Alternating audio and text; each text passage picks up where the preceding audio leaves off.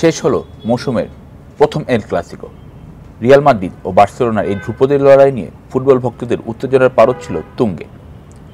কে জিতবে প্রথম El Clasico, এটি দেখার জন্যই গতকাল রাত 9:15 টিভি স্ক্রিনের সামনে বসেছিলেন বিশ্বের কোটি ফুটবল ভক্ত। শেষ পর্যন্ত বার্সেলোনাকে 2-1 ব্যবধানে হারিয়ে মৌসুমের প্রথম এল ক্লাসিকো জিতে শিরোপার লড়াইয়ে বেশ এগিয়ে গেল রিয়াল মাদ্রিদ। কেমন হলো এল ক্লাসিকো, কোন ভুলেই আসলে বার্সেলোনা ম্যাচটা হেরে গেল? সান্তিয়াগো বার্নাব্যুতে ম্যাচের শুরু থেকেই দাপটের সঙ্গে খেলেছে রিয়াল মাদ্রিদ। আমরা সবাই জানি এই ম্যাচের আগে বার্সেলোনার 5 জন গুরুত্বপূর্ণ প্লেয়ার ইনজুরিতে ছিলেন।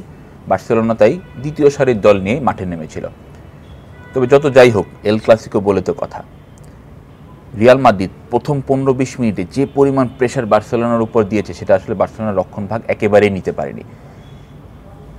মাদ্রিদ টিমের সবচেয়ে বড় অ্যাডভান্টেজ ছিল কিলিয়ান এমবাপ্পের খেলা। এমবাপ্পে আসলে শুরুতেই গোল করেছিলেন, সেটা আসলে দুর্ভাগ্যজনকভাবে অফসাইডের কারণে গোল হয়নি। রিয়াল মাদ্রিদ পেনাল্টি পেতে পারত 3 মিনিটের মাথায়, সেটা আসলে ভিআরের কারণে বার্সেলোনা বেঁচে গেছে। কিন্তু বার্সেলোনা আসলে শেষ পর্যন্ত 22 মিনিটের মাথায় বাঁচতে পারেনি। কিলিয়ান এমবাপ্পের দারুণ এক গোলে 1-0 গোলের লিড নেয় রিয়াল। বার্সা অবশ্য এরপর খানিকটা ঘুরে দাঁড়ানোর চেষ্টা করেছে। ফিরমিন লোপেজের কল্যাণে 38 মিনিটের মাথায় ম্যাচে সমতাও আনে বার্সা। তখন হয়তো মনে হয়েছিল এইবার হয়তো ম্যাচটা জমবে, মানে কে এগিয়ে যাবে সেই উত্তেজনাটা ছিল। তবে হাফ টাইমের ঠিক আগে জুড বেলিংহামের গোল আবার রিয়াল মাদ্রিদকে এগিয়ে দেয়। তো 2-1 গোলে এগিয়ে থেকেই রিয়াল মাদ্রিদ বিরতিতে যায়। বিরতির পর বার্সেলোনা আসলে বেশ চেষ্টা করেছিল ম্যাচে ফেরার জন্য, কিন্তু লেভানডস্কি, রাফিনহার অনুপস্থিতি আসলে বেশ ভালোভাবে ভুগিয়েছে তাদের। শেষ পর্যন্ত রিয়াল মাদ্রিদ 2-1 ব্যবধানে ক্লাসিকো জিতে নিয়েছে। এখন বার্সেলোনার চেয়ে 5 পয়েন্টে এগিয়ে থেকে লা লিগার শীর্ষে অবস্থান করছে।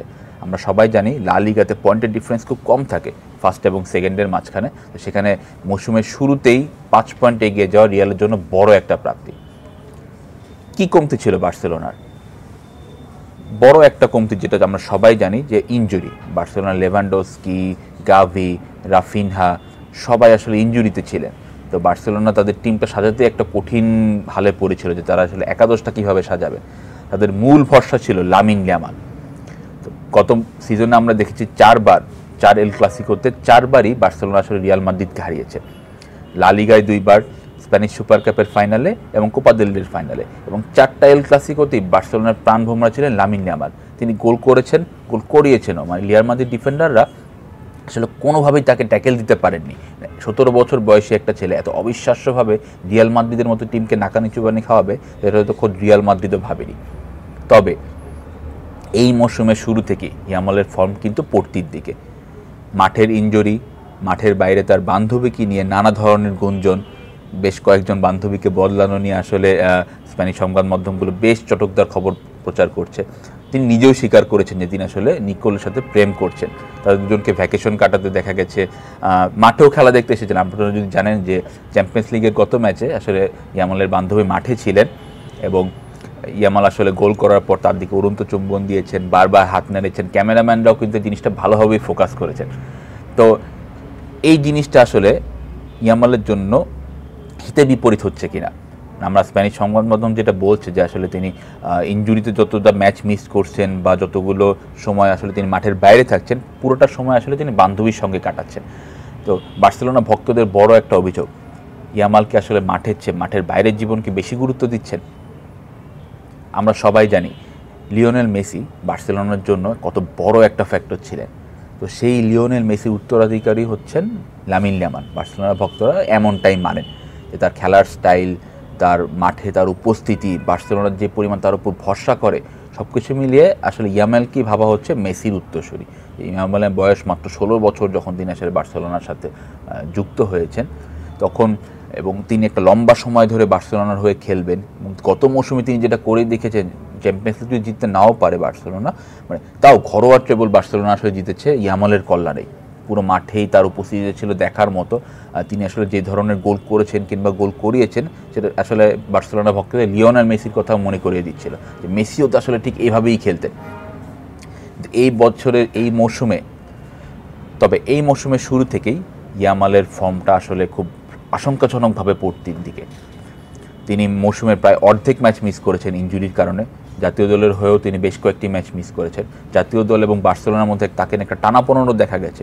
Hansi Flick, Barcelona coach Hansi Flick অভিযোগ করেছেন যে বার্সেলোনা কোচ হ্যান্সি ফ্লিক অভিযোগ করেছেন যে স্পেন আসলে ইয়ামালকে একটু বাড়তি সময় মাঠে নামাচ্ছেন।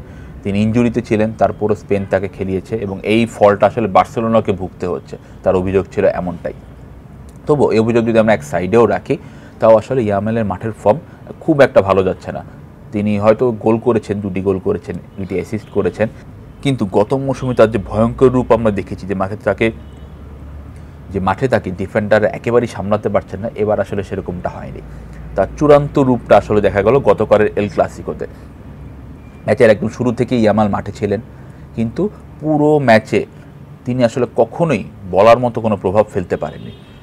তাকে রিয়াল মাদ্রিদ ডিফেন্ডাররা ঘিরে রেখেছিল। তিনি না বল পেয়ে কোনো জাদুকরি কিছু করে দেখাতে পেরেছেন, না গোল করেছেন, না গোল করার মতো কোনো অবস্থা তৈরি করতে পেরেছেন। পুরো ম্যাচে তার যদি আমরা 10-এর মধ্যে ইয়ামালকে পয়েন্ট দিই, তাকে হয়তো খুব বেশি হলে 6 দিতে পারবো আমরা, এর বেশি আসলে দেওয়ার কোনো উপায় নেই। যেখানে তার মূল প্রতিদ্বন্দ্বী কিলিয়ান এমবাপ্পে গোল করেছেন এবং পুরো মাঠ জুড়ে তার একটা দারুণ উপস্থিতি ছিল, মানে বার্সেলোনার রক্ষণভাগ তাকে কিছুতেই আটকাতে পারছিল না। সেখানে ইয়ামালের মতো প্লেয়ার এত নিষ্প্রভ থাকবে সেটা আসলে কেউ কল্পনাও করেনি। হয়তো রিয়াল মাদ্রিদও ভাবেনি যে ইয়ামালকে আসলে এত সহজেই তারা সামলে ফেলতে পারবে। শেষ পর্যন্ত ইয়ামাল আসলে একদমই ফ্লপ। শেষের দিকে আমরা যদি জানি যে বার্সেলোনার আরেকজন গুরুত্বপূর্ণ ফুটবলার পেদ্রি, তিনি আসলে মারামারি করতে গিয়ে লাল কার্ড দেখেছেন। এটা আসলে একদম ম্যাচের শেষের দিকের ঘটনা, যখন আসলে বার্সেলোনা ম্যাচটা হেরেই গিয়েছে। তো সব কিছু মিলিয়ে এল ক্লাসিকো বার্সেলোনার জন্য একটা বড় হতাশার কারণ হয়ে এসেছে এবার। কারণ 5 পয়েন্ট পিছিয়ে যাওয়া, মানে 10টা ম্যাচ হয়েছে আসলে এবারের লা লিগায়, তো সেখানে আসলে 5 পয়েন্ট পিছিয়ে যাওয়া একটা বড় ব্যাপার। এবং শুধু তাই না, মানে ইয়ামালের form, লেভানডস্কির injury, রাফিনহার injury, Gvir injury, মানে সামনের দিনগুলোতে আসলে বার্সেলোনা কীভাবে এটা সামলাবে, এটা আসলে একটা বড় শঙ্কার বিষয়। আমরা কিন্তু এল ক্লাসিকোতে একটা জিনিস খেয়াল করলাম যে মূল 4-5 জন প্লেয়ার ছাড়া বার্সেলোনা আসলে খুব একটা ভালো দল নয়। এটা কথাটা শুনতে হয়তো খুব খারাপ লাগবে বার্সেলোনা ভক্তদের জন্য, কিন্তু লেভানডস্কি, রাফিনহা, বিশেষ করে এই 2 জন ছাড়া বার্সেলোনা যে খুব সাদামাটা মানের দল এবং তাদের ডিফেন্সও যে খুব একটা ভালো নয়, সেটা ছাড়া আমরা গতকালের ম্যাচটা দিয়ে বুঝলাম। যে ম্যাচে তারা সমতা এনেছিল ঠিকই, কিন্তু সেই প্রেশারটা আসলে ধরে রাখতে পারেনি। রিয়াল মাদ্রিদ যে পরিমাণ প্রেস করে খেলেছে, বার্সেলোনার ডিফেন্স আসলে সেটাকে কোনোভাবে আটকাতে পারেনি। তারা হয়তো নিজেদেরকে লাকি ভাবতে পারে যে তারা 4-5টা গোল খায়নি, সেটা ভিআরের কল্যাণে হোক কিংবা অফসাইডের ফাঁদে পড়ার কল্যাণে হোক। তো এই জন্য আসলে বার্সেলোনা কালকে মোটামুটি বলা চলে সম্মানজনক একটা হার হেরেছে। নাহলে আসলে ব্যবধানটা 4-0 কিংবা 4-1 বা ইভেন 5 গোল পর্যন্ত যেতে পারতো, যদি মানে ভিনিসিয়াসকে যদি পেড্রি, আমরা সবাই দেখে যদি তিনি জার্সি ধরে টেনে ধরেছেন, যদি ভিনিসিয়াস গোল করতে না পারে। তো এরকম একটা জয়ে রিয়াল মাদ্রিদ সমর্থকরা আসলে খুবই খুশি হবেন। গতকাল রাত থেকে আমরা সামাজিক যোগাযোগের মাধ্যমে দেখছি মানে প্রচুর ট্রল হচ্ছে, বিশেষ করে ইয়ামালকে নিয়ে, মানে তার বান্ধবীর সাথে তার সম্পর্ক, মাঠের বাইরে তার পার্টি, তার নাচ গান, তার পরিবার যে একটা কন্ট্রোভার্সি আছে। যে কিছুদিন আগে আমরা জানতে পেরেছিলাম যে লামিন ইয়ামাল এখন ফ্রিতে অটোগ্রাফ দিবে না। তার মা আসলে জানিয়ে দিয়েছে লামিনের সাথে ডিনার করতে হলেও টাকা লাগবে, তার একটা স্পন্সরশিপ এসেছে, এজন্য সে মানে এখন আর আগের মতো জার্সিতে বা কোনো অনুষ্ঠানে ফ্রি অটোগ্রাফ দিবে না। তো এইসব কিছু নিয়ে আসলে বার্সেলোনা ভক্তদের বেশ একটা ক্ষোভের জায়গা তৈরি হয়েছে। সামাজিক যোগাযোগ মাধ্যমে ট্রলের পাশাপাশি খোদ রিয়াল মাদ্রিদ ভক্তরাও বলছেন যে ইয়ামালের মতো একজন ফুটবলার যদি ভবিষ্যতে বড় কিছু হতে চান, তাকে আসলে এখন একটু মাটিতে পা রাখতে হবে। মানে তিনি আসলে যেভাবে উঠছেন, বিশেষ করে মাঠের বাইরে তার নাইট ক্লাবের জীবন কিংবা বান্ধবী কিংবা ম্যাচের পর ম্যাচ আসলে মানে ফোকাসটা অন্যদিকে সরানো, সেটা যদি আসলে খেলার দিকে না সরে আসে, তাহলে হয়তো অকালেই আমরা ইয়ামালের মতো একজন ফুটবলারকে হারাবো। আমরা সবাই জানি রিয়াল মাদ্রিদ এবং বার্সেলোনা চিরপ্রতিদ্বন্দ্বী হলেও তার কিন্তু স্পেনের ক্লাব। তো আলটিমেটলি রিয়াল মাদ্রিদ ভক্তদের বড় একটা অংশ হলো স্প্যানিশ ফুটবলের মানে ভক্ত। তারাও নিশ্চয়ই চাইবেন না যে স্পেনের একদম বড় একজন তারকা, উঠতি তারকা, যিনি আসলে গত ইউরোতে স্পেনকে শিরোপা জিতিয়েছেন, এবং আমরা সবাই আশা করছি যে 2026 ফুটবল বিশ্বকাপে স্পেনের বড় একটা শক্তি হচ্ছে ইয়ামাল। তো রিয়াল মাদ্রিদ ভক্তরা হয়তো চাবেন না যে ইয়ামাল আসলে মাঠের বাইরে সব কন্ট্রোভার্সির কারণে তিনি আসলে হারিয়ে যান। তো সব দিক মিলিয়ে আমরা এটাই আশা করব যে ইয়ামাল আসলে মাঠের ফুটবলের দিকে মনোযোগ দিবেন এবং বার্সেলোনা এবং স্পেনের হয়ে তিনি ভালো কিছু করবেন। তো আজ এ পর্যন্তই।